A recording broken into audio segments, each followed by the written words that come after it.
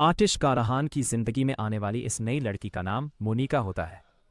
वो आसले की दोस्त होती है और अमेरिका में आतिश की भी इससे दोस्ती रह चुकी होती है। आसले मोनिका को यहाँ इसलिए बुलाती है ताकि वो आतिश और मरजान को अलग करने में इसकी मदद कर सके। मरजान जब मोनिका और आतिश को कैबिन में एक साथ करीब देखती है तो वो जेलस होने लगती है। वो ऑफिस से वापस घर चली जाती है। दूसरी जानिब जमाल आतिश के कैबिन में आता है। वो आतिश से कहता है, क्या पहले कम मुसीबतें थीं जो अब मोनिका भी आ गई है। जमाल आतिश से कहता है, मोनिका तुम्हारे और मरजान के रिश्ते में ज़रूर दरार डालेगी।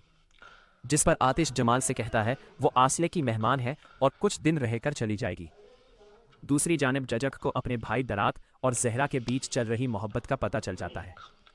वो दरात और जहरा को एक साथ देख लेती है। जजक दरात से कहती है, तुम जहरा से दूर रहो वरना मैं अम्मी को इस बारे में बता दूंगी। इधर मरजान ऑफिस से घर वापस आ जाती है और आतिश भी इसके पीछे पीछे घर वापस आ जाता है। आतिश मरजान से कहता है, मरजान तुम मुझे बिना बताए वापस कैसे आ सकती हो।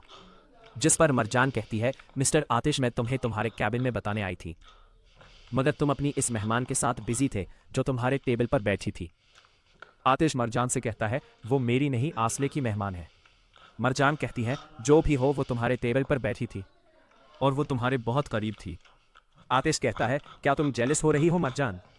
दोनों की इस बात को लेकर थोड़ी नोक झोंक चलती रहती है। आतिश का मूड अब ठीक हो जाता है क्योंकि मरजान का यूं जेलस हो जाना आतिश को अच्छा लगने लगता है।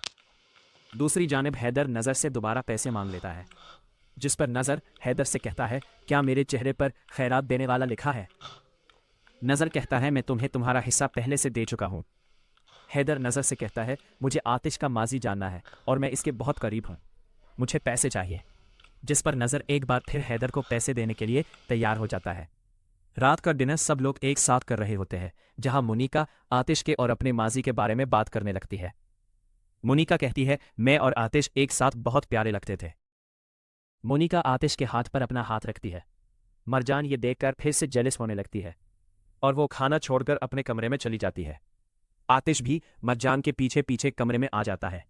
वो मरजान से कहता है, मरजान तुम्हारा खाने पर यह कैसा अजीब रवैया था, तुम ऐसा क्यों कर रही हो। मरजान तुम बिना बताए ऑफिस से आ जाती हो, तुम हमारे साथ टेबल पर खाना नहीं खाना चाहती हो कि क्या वजह है, क्या तुम मेरी वजह से ये कर रही हो। जिस पर मरजान आतिश से कहती है, हाँ मैं तुम्हें अब मजीद बर्दाश्त नहीं कर सकती हूँ, तुम्हें देखना तुम्हारे करीब होना मुझे परेशान करता है, बहुत ज्यादा परेशान करता है। मरजान की ये बातें आतिश के दिल पर तीर की तरह लगती है। आतिश मरजान से कहता है, ठीक है अगर मेरी मौजूदगी तुम्हें इतना परेशान करती है तो मैं तुम्हें अकेला छोड़ दूंगा। ये कहकर आतिश कमरे से निकल जाता है। आतिश का दिल एक बार फिर से टूट जाता है। इसके बाद आतिश किचन में जाता है जहां मोनिका इसके लिए चाय बनाने लगती है। मरजान चुपके से आतिश और मोनिका को एक साथ देख रही होती है। मरजान ये बर्दाश्त नहीं कर पाती है। आतिश पूरी रात अपने कमरे में नहीं आता है। सुबह होती है और आतिश अपने कमरे में जाता है जहां मरजान पहले से ही आतिश को लेकर परेशान खड़ी होती है। आतिश मरजान को बताता है वो मोनिका के साथ था, रात भर वो इसके साथ बातें करता रहा है और फिर वहीं इसके साथ सोफे पर सो गया था। ये सुनते ही मरजान पागल हो जाती है और गुस्से में कमरे से निकल जाती है। मरजान को यूं गुस्से में देखकर आतिश का चेहरा फिर से मुस्कुरा उठता है। मैं जमाल के साथ था। आतिश हंसने लगता है और मरजान वर्किंग रूम में जाकर पागलों की तरह रोने लगती है।